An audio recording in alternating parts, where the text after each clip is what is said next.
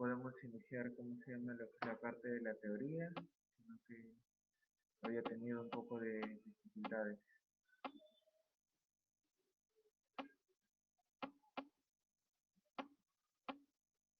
Su madre, 141 personas.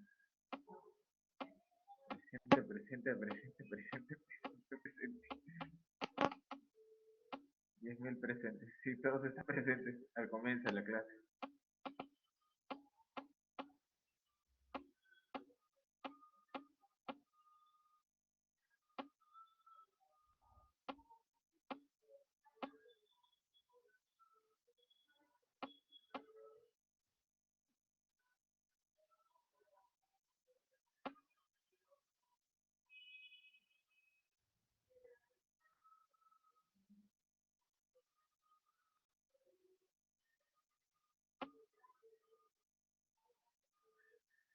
Muy bien. Todos presentes. Sigan sumándose la presente.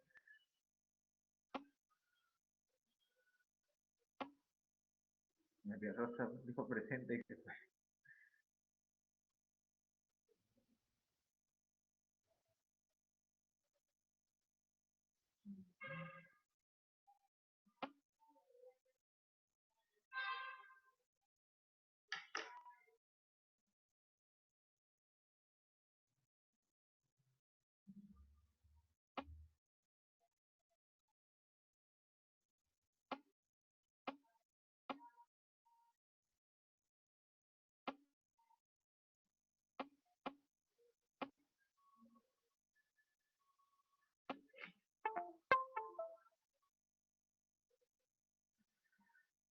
Sí.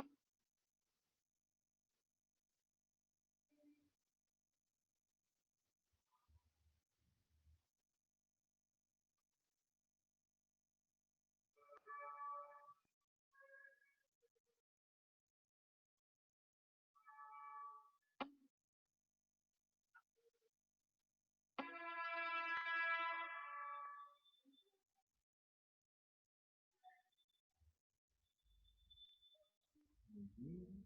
Entonces, vamos a empezar la clase de una vez.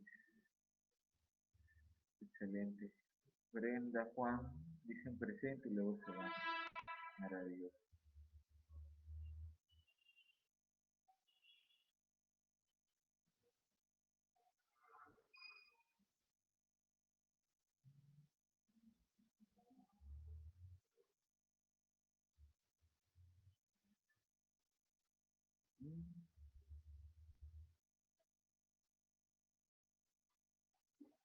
Bien, vamos a comenzar.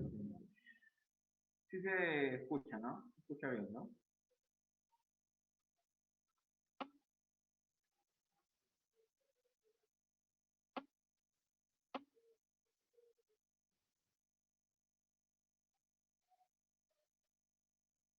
Sí se escucha bien, ¿no? Muy bien. Perfecto. Sí, doctor, sí se ve y se escucha. Muy bien. Vamos a empezar lo que son las enfermedades tubulointersticiales de nuestro escenario.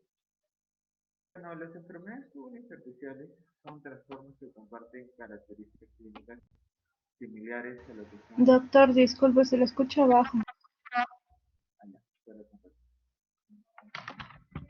Ahí se escucha mejor. ¿Ahí se escucha mejor? Sí, doctor. Bueno, Ya, muy bien. Ya chicos, ya basta de poner presente, por favor, estar poniendo presente y luego salir de la sesión. Ahí todo se ve en el colabore. O sea, quienes marcan presente y luego de ahí ya se bañan. Muy bien.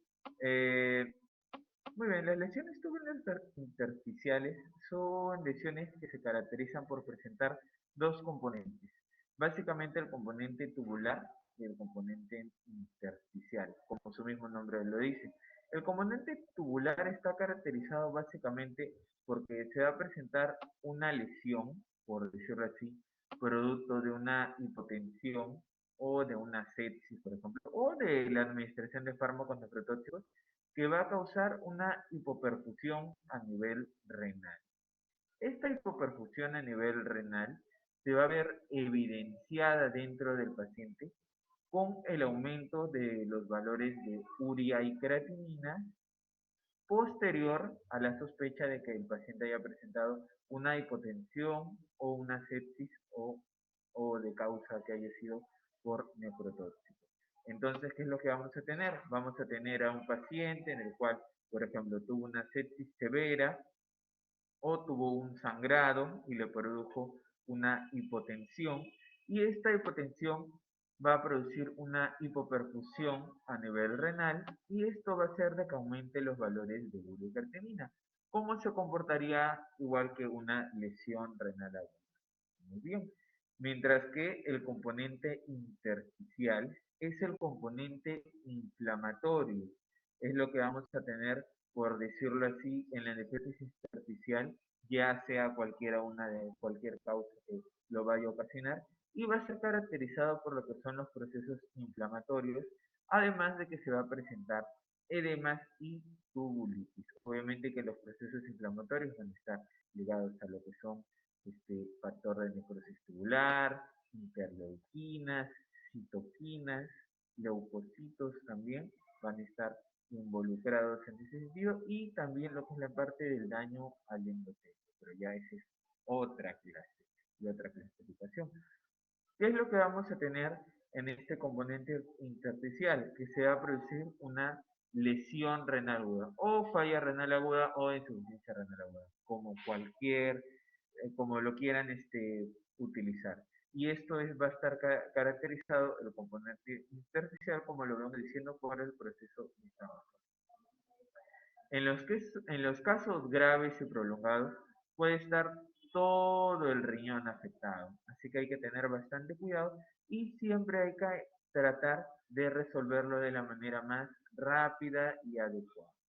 Pueden presentar una disfunción glomerular y van a presentar definitivamente una insuficiencia renal, debido a que en lo que es la lesión renal aguda se va a caracterizar por el aumento de azoados o de creatinina y la disminución de la diuresis. Y si vemos de que en el componente tanto tubular como intersticial, los dos van a tener una lesión renal aguda, definitivamente esto va a estar relacionado. Las principales categorías de las enfermedades tubulointersticiales van a ser la necrosis tubular aguda, como lo he dicho, por la hipoperfusión a nivel renal, y la nefritis tubulointersticial, que básicamente es el componente inflamatorio, asociado a edemas y asociado a tubulitis. En esta parte de la nefritis tubulointersticial puede ser aguda o puede ser crónica, debido a que podría ser solo en este momento, nada más, algo agudo, como algo que ha ido prolongándose a través de el tiempo.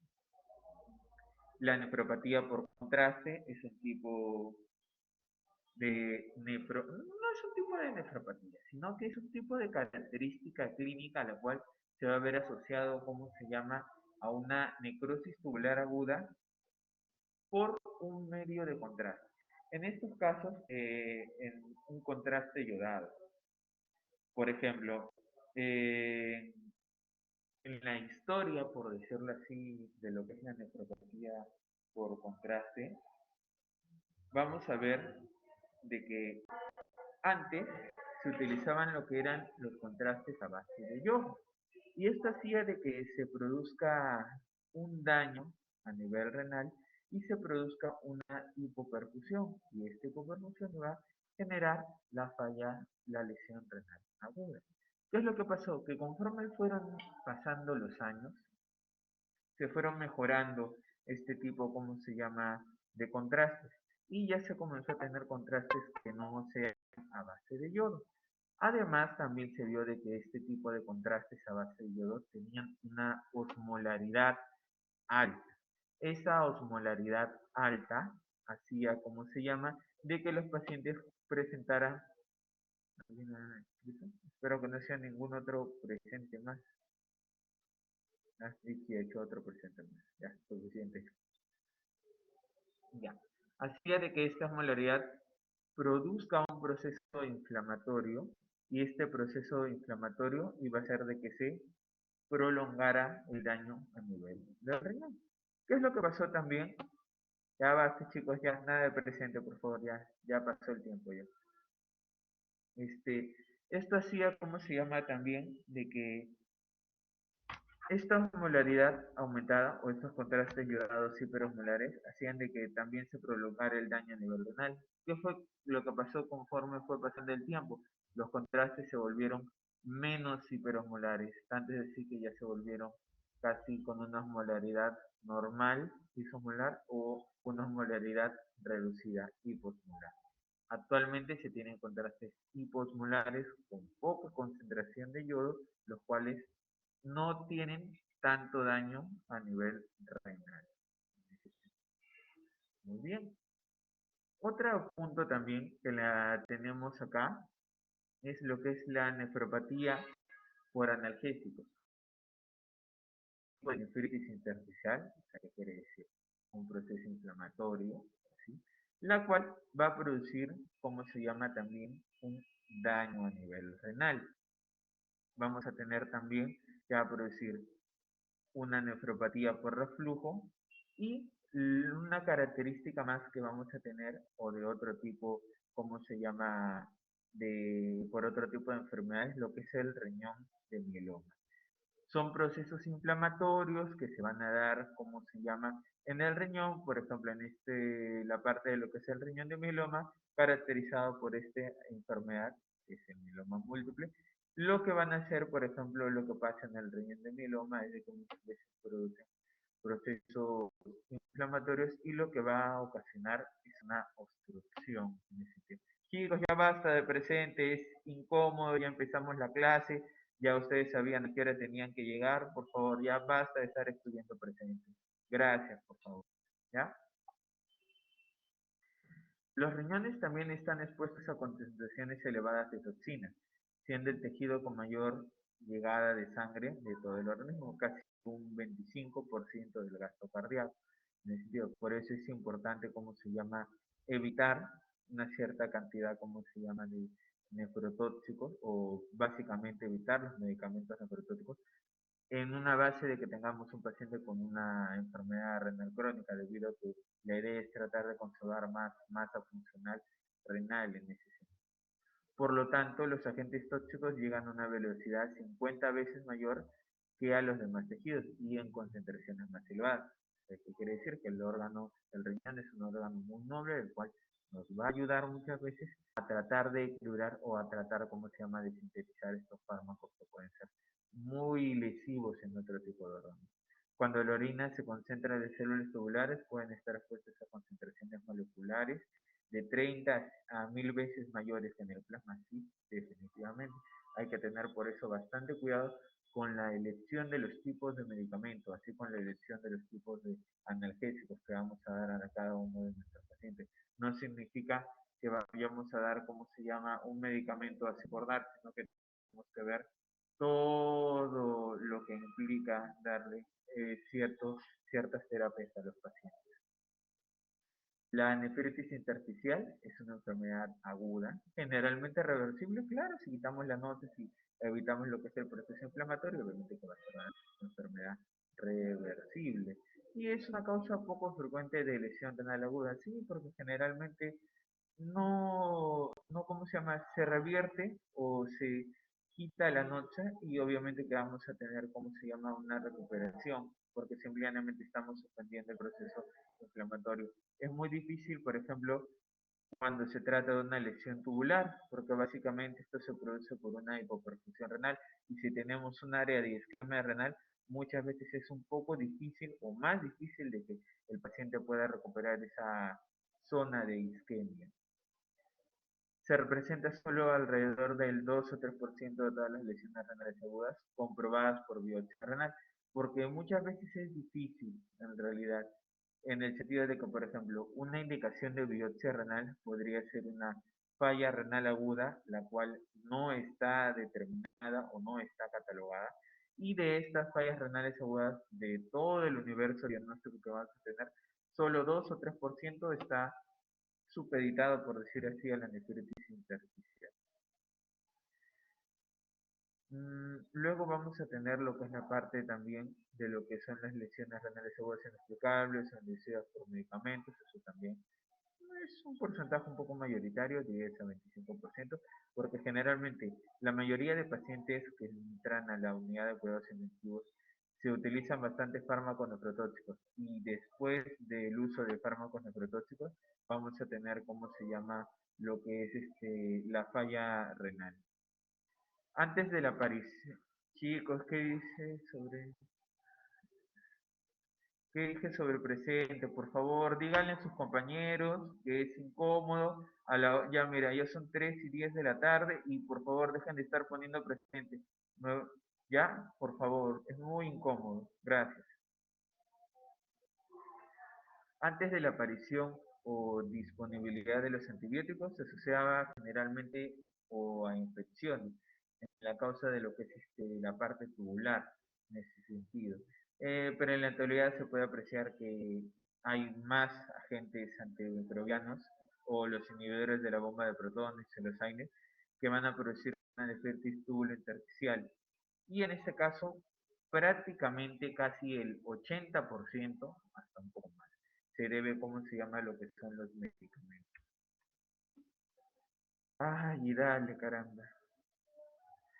Los factores que afectan la vulnerabilidad de las células luego de su exposición a toxinas van a ser los siguientes. Los mecanismos de transporte tubular separan a los fármacos de su proteína de unión que normalmente van a proteger de la toxicidad. El transporte celular expone a la célula y a las organelas a diferentes sustancias químicas. Y los sitios de unión de algunos agentes pueden facilitar la entrada de otras sustancias o demorar su salida. En el sentido de que, por ejemplo, los fármacos se pueden potenciar, por decirlo así, y pueden producir un mayor efecto nefrotóxico, como lo que pasa en los sucios, que le dan vancomero, colistina. Uy, sí, no va a pasar nada, sí, bastante. Solo la vancomicina va a dañar el riñón y la colistina va a terminar de romper. Las reacciones químicas como alcalinización o acidificación pueden alterar el transporte en cualquier dirección, sí, esto es verdad. El bloqueo de los receptores de los transportadores puede alterar la exposición al tejido, reduciendo su exposición.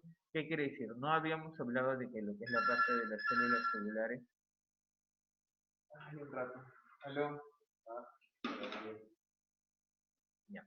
Bueno, ¿qué pasó? El bloqueo de los receptores de los transportadores puede alterar la exposición al tejido reduciendo su exposición, en el sentido de que habíamos hablado de que las células renales se van a estar expuestas a cantidades más de 500 o 1000 veces de lo que es la toxicidad en ese sentido. Entonces, ¿qué pasa? De que se van a bloquear los receptores y esto puede hacer de que el tejido expuesto va a ser más propenso al daño en ese sentido.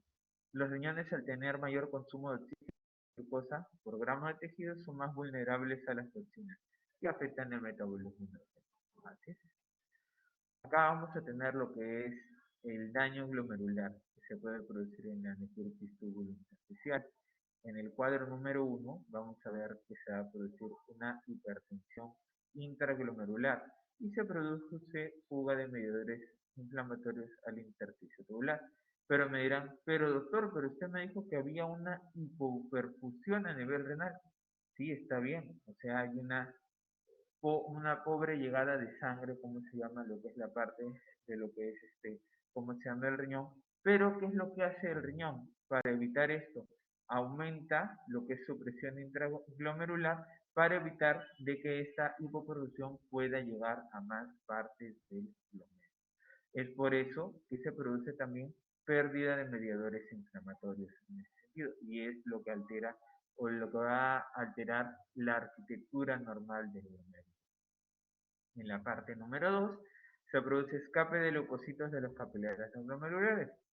Al aumentar la hipertensión glomerular, producto de una noxa, producto de una hipoperfusión, producto ¿cómo se llama?, del infiltrado inflamatorio, vamos a ver de que va a haber alteración de la estructura de la arquitectura renal y vamos a ver de que los leucocitos que están dentro del glomérulo se van a ver alterados o se van a ver desplazados por la misma hipertensión intraglomerular y van a comenzar a salir y a ocupar zonas del capilar glomerular en ese sentido. Y por último vamos a tener migración de una semiluna celular que obstruye el túbulo proximal.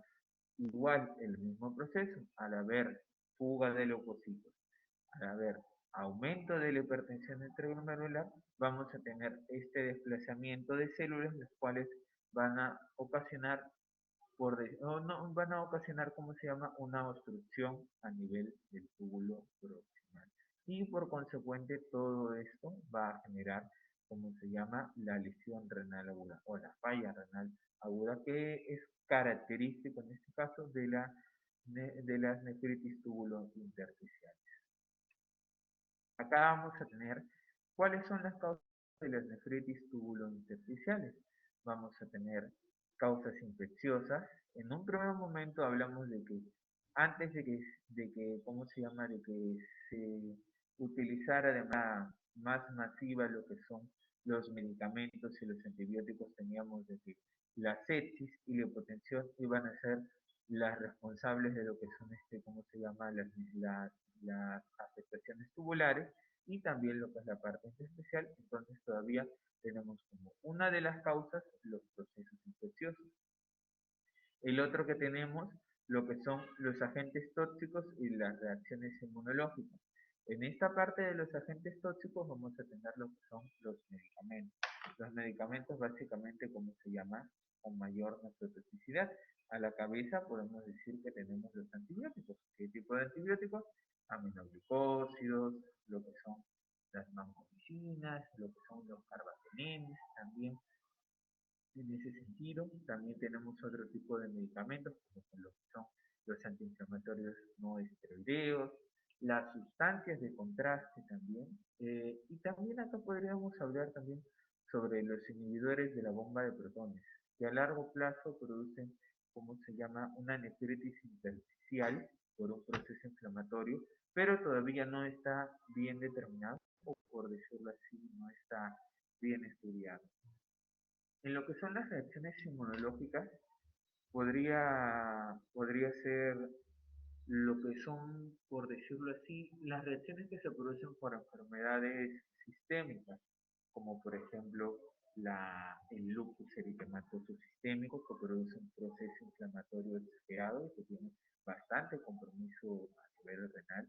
Otro tipo de reacciones inmunológicas podría ser, como se llama, en los pacientes con algún tipo de virus también, como el virus del VIH, cuando hacen un riñón asociado a VIH, produce también bastante proceso inflamatorio y puede producir también causas de nefropatía intersticial y tubular. Solo por decir algunas, no nos vamos a explayar mucho en ese sentido. Algunas otras causas que vamos a tener van a ser lo que son las neoplasias también. Los procesos neoplásicos hacen procesos inflamatorios severos y por lo tanto también hacen bastante compromiso túbulo intersticial. En lo que son los factores físicos, esto va a depender, porque puede ser lo que es por una ruptura exagerada del músculo y podría ser por una radiocefalitis, o lo que se da en los pacientes grandes quemados, que hay una ruptura también, una ruptura exagerada de lo que son el músculo y también produce una nefritis túbulo intersticial. ¿Por qué? Porque los pacientes quemados van a tener hipotensión, esto va a generar hipoperfusión y esto va a generar daño a nivel tubular. Aparte también que por la ruptura de células músculo también se va a producir un proceso inflamatorio el cual, ¿cómo se llama?, va a estar exagerado o prolongado, por decirlo, por decirlo así.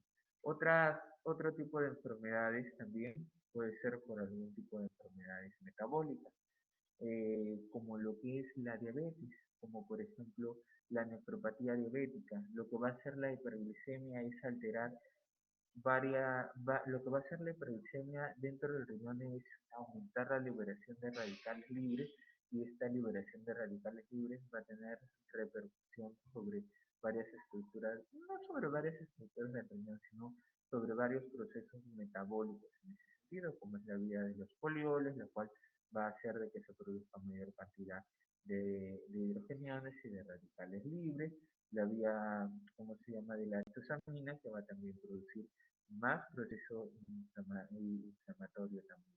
Y otras dos vías más que van a generar también alteración de lo que son los procesos inflamatorios, y por ende van a producir mayor daño a nivel tubular y mayor daño a nivel intersticial. Tenemos acá lo que es la parte de la nefritis intersticial aguda, en ese sentido. Es un patrón de lesión renal primario que presenta un deterioro brusco de la función renal, como habíamos dicho, en lo que es la parte del componente intersticial, y se caracteriza histológicamente por presentar inflamación y edema del intestino, como lo habíamos dicho.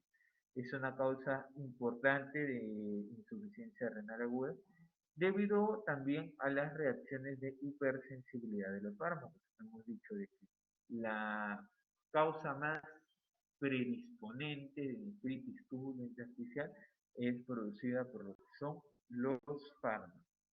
En las biopsias renales, el porcentaje de encontrar nefritis intersticial aguda está en aumento. Esto debido a una mayor sobreexposición de la población a fármacos que pudieran ser más nefrotóxicos. Acá, por ejemplo, tenemos nuestro cuadro donde podemos ver la cantidad de fármacos nefrotóxicos, cómo se llama, que cómo se llama, presentar.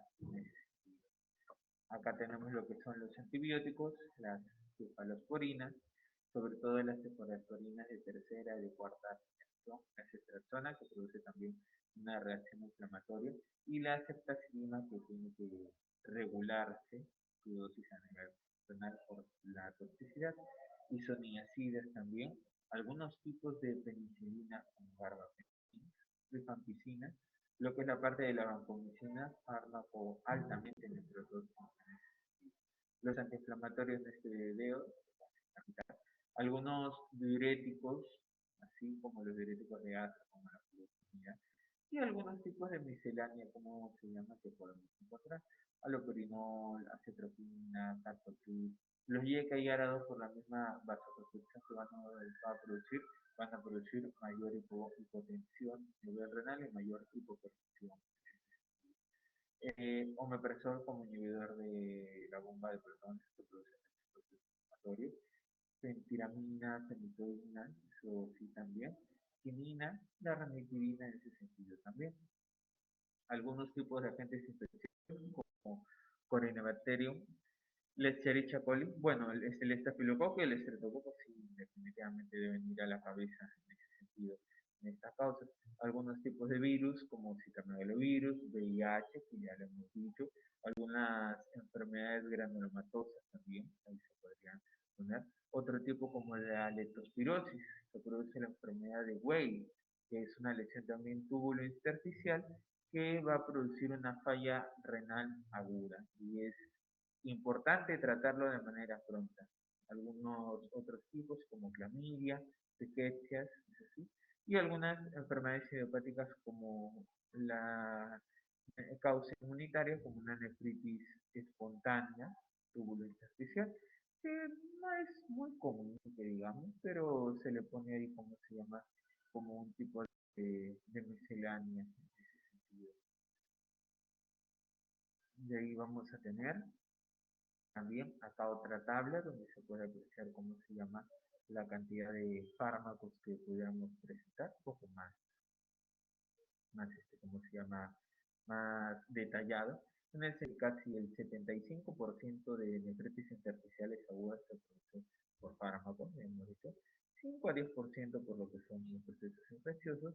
Lo otro también que vamos a tener idiopáticas, eso sí, la nefropatía por anticuerpos antimembrana basal o síndrome de Busch-Pasteur, síndrome de nefropatía intersticial con ovitis, muy raro, asociado a otro tipo de enfermedades sistémicas, como les había nombrado en el lupus eritematoso sistémico, procesos neoplásicos, leucemia, mielomas, linfomas, algunas alteraciones metabólicas, hipercalcemia, hiperuricemia y también existen factores que van a complicar y hacer que la nefrotoxicidad por antibióticos sea más frecuente con otras categorías. Uno es el uso de la combinación antibiótica. Como les había dicho, ahora en la pandemia acá del COVID, tienden a hacer unas mezclas extraordinarias, por no decir otra palabra, de lo que son los antibióticos. Tanto es decir, de darle hasta 4 grupos o 5 grupos de antibiótico por si acaso. En ese sentido, algunas veces le dan carbapenel, glucosamidas, aminoglucósidos también. Y por último, cualquier otro que se les ocurra en realidad. Y esto lo que hacen es que este tipo de antibióticos nefrotóxicos se potencien y van a producir mayor daño o van a agravar los cuadros en realidad en ese sentido. ¿Ya?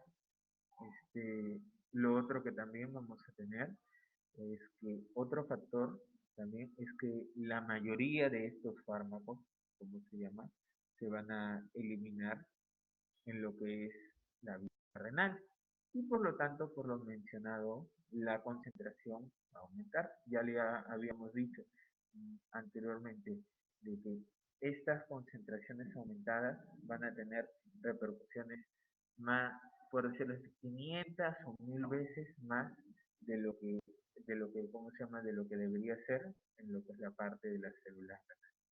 El grupo de los antiinflamatorios no esteroideos, aproximadamente 1 a 5% están expuestos a síndromes nefróticos. O sea, no es algo tan común. O sea, tenemos cosas que son mucho más comunes en ese sentido.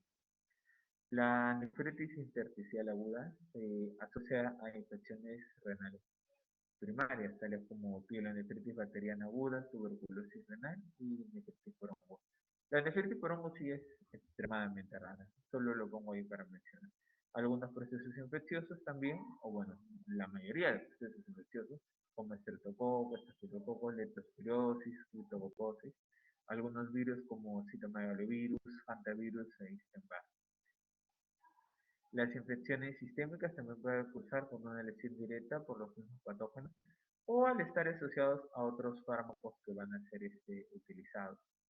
El virus del VIH, como lo había nombrado, puede causar lesiones por infecciones oportunistas, los fármacos o el mismo virus. Sí, el virus del VIH es un poco catastrófico porque te obliga a utilizar muchas veces fármacos nefrotóxicos y muchas veces se presentan infecciones oportunistas, las cuales también van a tener bastante repercusión a nivel renal. Acá vamos a ver en este cuadro cómo es el proceso que vamos a tener con lo que es la nefritis intersticial aguda, en el sentido de cuál es el mecanismo fisiopatológico que se va a producir. Tenemos primero, por ejemplo, en lo que es la parte tubular, en ese sentido, una hipoperfusión o una hipotensión o una isquemia, y esto va a hacer de que se altere, como lo hemos visto, lo que es la parte del citoesqueleto.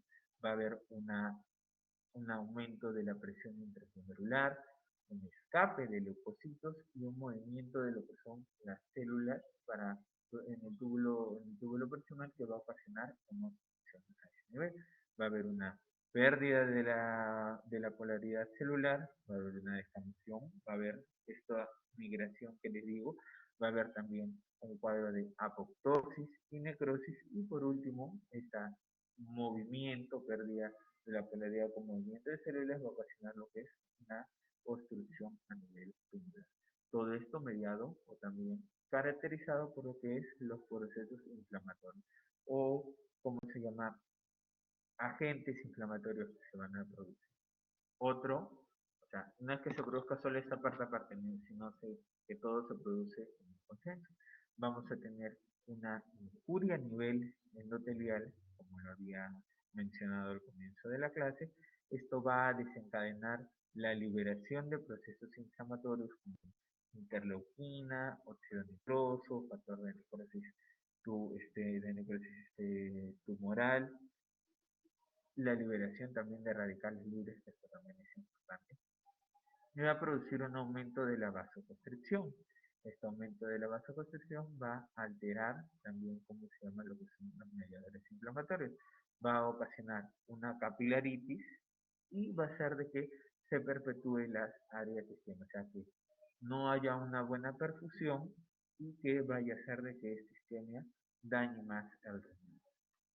Acá, por ejemplo, tenemos este cuadro muy interesante, el cual agarra y básicamente nos ayuda bastante a ver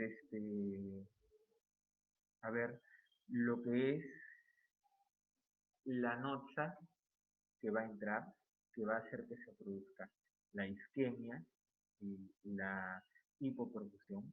Esto va a hacer de que se pierda la polaridad, va a hacer de que se produzca la apoptosis de células y va a hacer de que la arquitectura a nivel del glomérulo se vea alterada. Esto también se debe a lo que es el aumento de la presión intraglomerular. Va a haber una alteración de lo que es la estructura a nivel del glomérulo por aumento de la presión intraglomerular. Vamos a tener liberación de leucocitos, migración de células y por último vamos a tener la obstrucción tubular. Vemos de que si se corrige de manera adecuada, vamos a ver de que las células glomerulares van a ir recuperándose paulatinamente y luego van a volver a un estadio de normalidad. En teoría debería ser así, pero muchas veces no se corrige de manera pronta y adecuada toda esta isquemia y área de hipoperfusión y muchas veces las células tubulares quedan dañadas. Acá, por ejemplo, tenemos un cuadro de lo que deberíamos hacer cuando tenemos a un paciente, ¿cómo se llama?, con una sospecha de una nefritis intersticial, en ese sentido. O cosas que vamos a encontrar en los exámenes de laboratorio.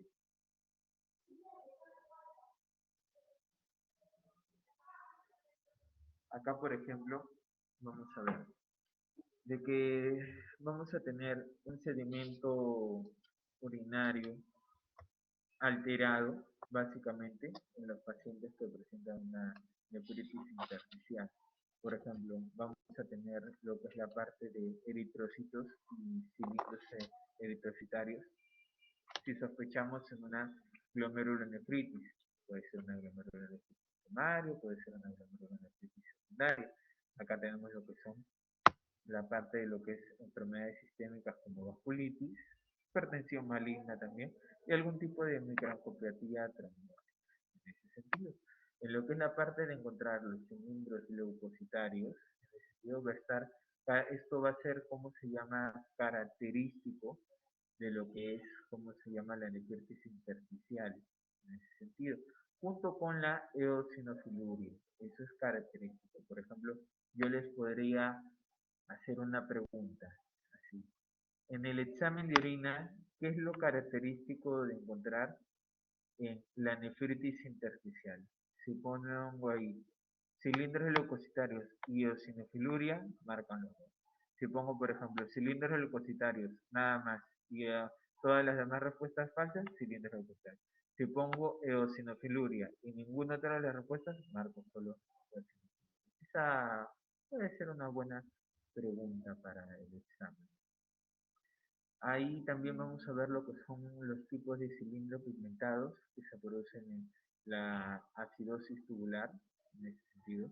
En la nefritis también tubulointersticial, sí, pero no es tan común en ese caso. Cilindros granulosos, característicos por la glomerulonefritis, la vasculitis y la nefritis tubulointersticial. La eosinofiluria, que también lo he mencionado. Y por último, la aparición de cristales.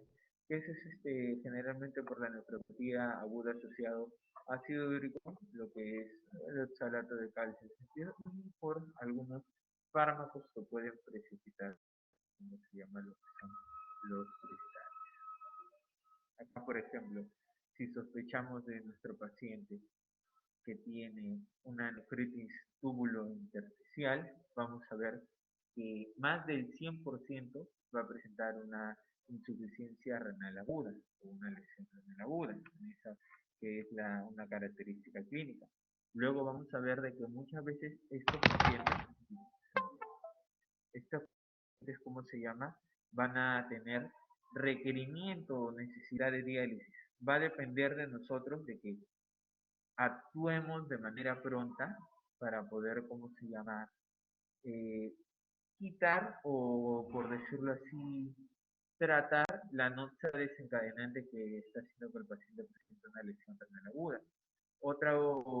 Otras manifestaciones que vamos a ver son en algunos casos artralgias, eso sí, pero no es tan común. Fiebre sí por el proceso séptico en ese sentido. Algunos casos exantema cutáneo, sí, eso sí, porque muchas veces esto se debe a los procesos inflamatorios exagerados. Eosinofilia también en ese sentido. Microhematuria también se pueden presentar por el proceso inflamatorio que vamos a tener. Hematuria macroscópica sí es un poco más raro en ese sentido. Leucocituria, sí, se va a ver. Y lo que es también proteinuria, pero en rango no nefrótico. No nos asustemos en ese sentido, porque esto puede verse por la misma sepsis. También proteinuria en rango nefrótico es un poco menor y síndrome nefrótico es mucho menor. Acá, por ejemplo, en los cortes anatomopatológicos, ¿sí? Ya cuando le lleven con el doctor Américo, para que se divierta, vemos lo más llamativo de esto es el proceso inflamatorio, en ese sentido. En la parte superior del glomérulo de citocromo, todo el proceso inflamatorio que se produce en la parte del intersticio. Hay un infiltrado intersticial moderado, hay aparición de células plasmáticas, con algunos linfocitos y eosinófilos. Esto es lo característico, como se llama, de una nefritis intersticial. Todo ese proceso inflamatorio exagerado que puede generar edemas, que va a generar tubulitis, ahí vemos como los túbulos renales están a rechonchos, así, por decirlo así, y con infiltrado inflamatorio. Acá vemos también lo que son los depósitos de polimorfos nucleares, lo que es caracterizado por un componente como más agudo en ese sentido. Y es lo característico, como se llama, de encontrar, como se llama, en lo que es la nefritis intersticial. Va a haber una destrucción de túbulos, va a haber una expansión del intersticio en ese sentido, debido a que todo este proceso inflamatorio va a alterar la arquitectura o la estructura glomerular normal. Eso es lo que va a pasar. Acá vemos también en lo que es la parte del glomérulo, aparte de que lo rodea un proceso inflamatorio, todo el proceso inflamatorio o una parte del proceso inflamatorio que va a desencadenar o va a hacer de que la estructura, la arquitectura glomerular normal se vea alterada, en ese sentido, incluso con un poco de una formación de una creciente en la parte izquierda. Para lo que es la parte del tratamiento, se basa en el retiro del agente causal de la nefritis intersticial aguda. Además, se ha evidenciado que en las biopsias el grado de fibrosis intersticial tiene un impacto directo en el desarrollo de insuficiencia renal crónica. Acá, por ejemplo, acá solo vemos proceso inflamatorio nada más, pero si comienzan a aparecer zonas o lugares fibróticos, va a hacer de que los pacientes queden con cicatriz, queden con poca masa renal funcionante y por lo tanto puede desarrollar lo que es enfermedad renal crónica por el daño que se ha producido.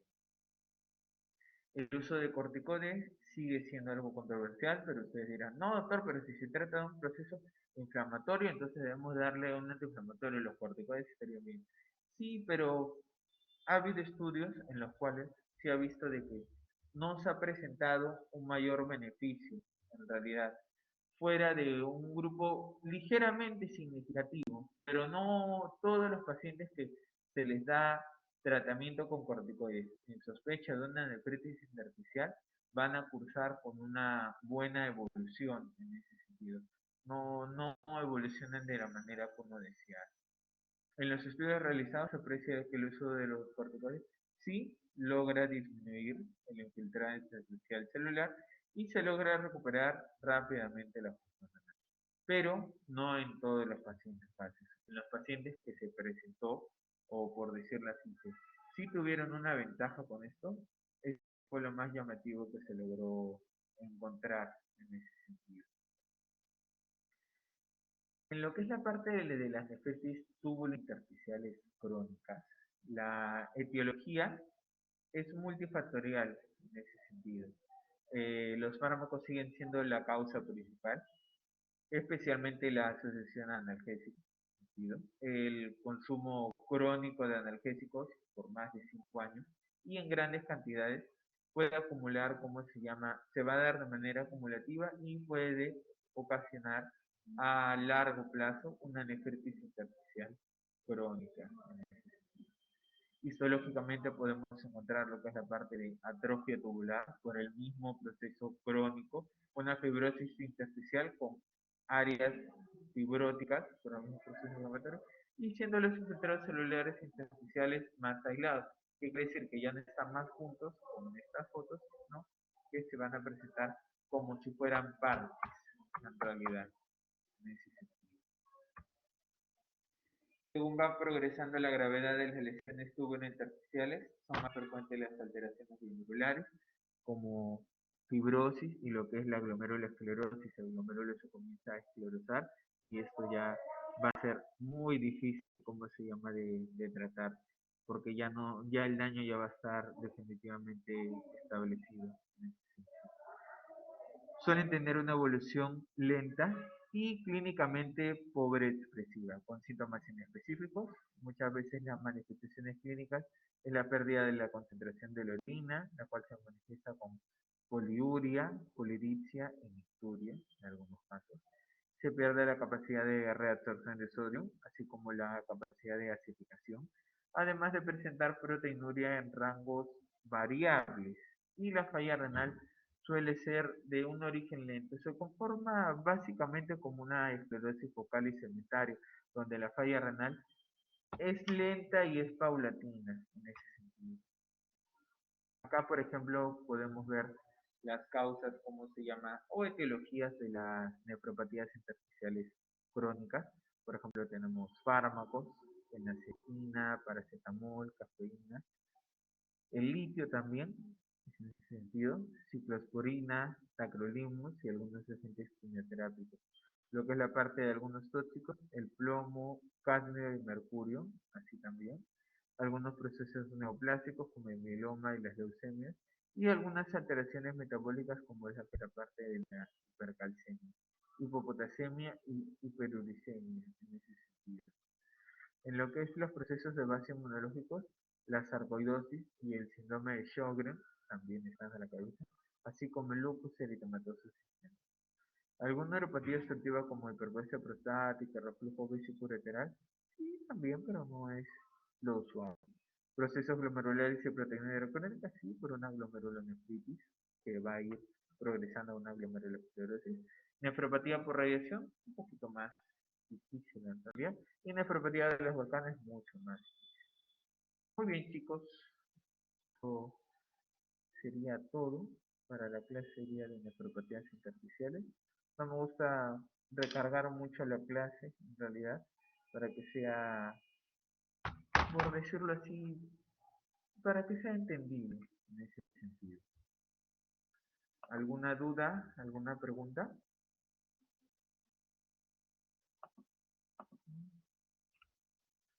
¿Todo claro?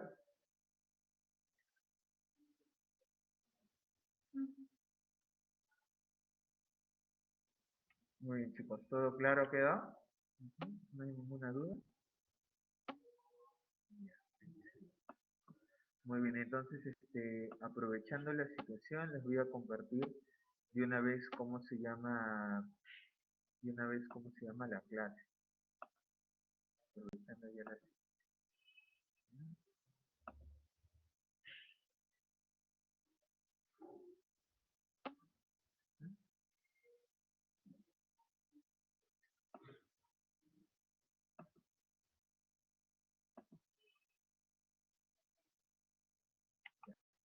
Está cargando ahí la clase para que la pueda descargar.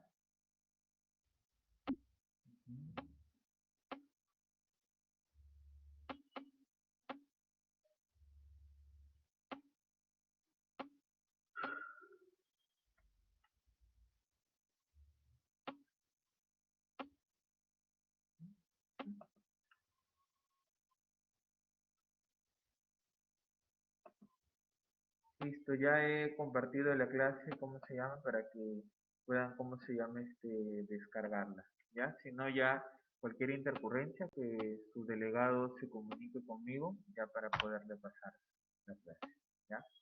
Ya creo que sí, ahí la van a poder descargar.